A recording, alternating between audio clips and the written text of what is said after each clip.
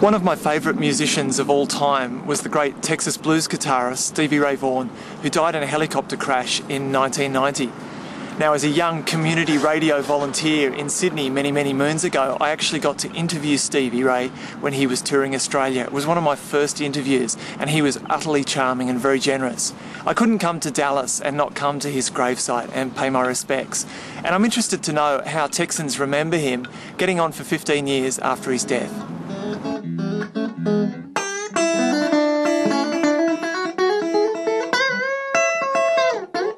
How does Dallas remember Stevie Ray Vaughan? He's obviously everywhere, and the guy had a skill just still fathoms many people, and so but he had a great sound, had a great feel. I mean, he could play fast and still keep it where you could feel the emotion when he was playing. So I mean, he was great. How do you think it affected people when he died? It was kind of a disappointment, to be honest with you, because I really would like to see where he was when he died. I mean, and kind of the legendary status at that point, and if he had lived, I would really like to see what he would have come up with.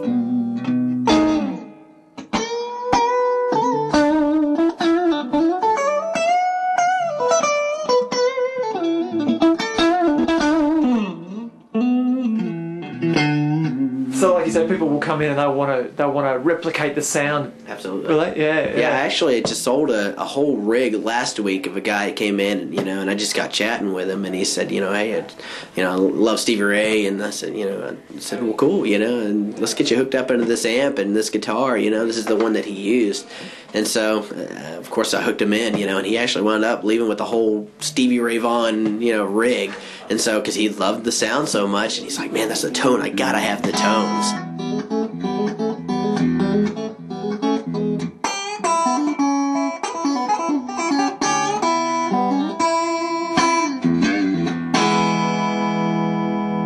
Craig, Dart actually have commemorated Stevie Ray Vaughan's life. That's correct. This is the Hampton station, and Stevie Ray Vaughan was born and raised a couple of blocks from here. And back when we were doing the design in the early 90s on this station, he had just passed away a few years before that, and the neighbors wanted to remember him and his contribution to American music. And the way they did that was they incorporated the lyrics to one of his songs. Tick Tock is sandblasted into the pavers here.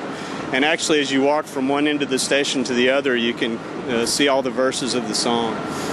And it was actually a very nice way to do that without kind of hitting you over the head with a lot of guitar imagery or something. It was nice and subtle and very well done. What does Stevie Ray Vaughan mean to Dallas? Stevie Ray was really an incredible influence to all the guitarists in Dallas and Texas, really.